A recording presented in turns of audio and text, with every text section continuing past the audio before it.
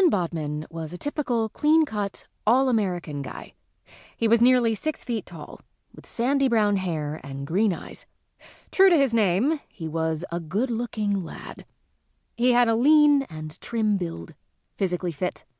Woodworking had made his biceps the envy of most of the guys at the gym.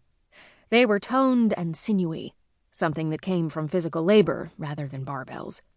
He loved to work with his hands, build things, but his parents had encouraged him to get his degree in business administration. "You can take that anywhere," was his father's advice. He was right to a certain extent, but working in the business world was not anything for which Cullan had any real desire. He wanted to be enthusiastic about his work, something he shared with his sister.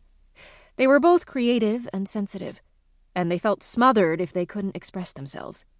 However, unlike his sister, Cullan often disguised his compassionate and sympathetic side. He needed to be level-headed, responsible. But underneath the cool, contemplative exterior was a kind, considerate, and tender man. It had been a long inner quest to be able to merge the two. Now, at 35, he could look forward to something exciting. Not looking at spreadsheets and tracking costs per project. Other people's projects. Boring. But this was exhilarating. Even with the financial risks involved in starting a new business, he was happy to wake up to a new day every morning. Cullan was equally thrilled to have his sister working in close proximity.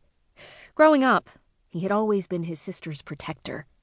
He knew she could take care of herself, but he also knew that she had a kind, vulnerable soul.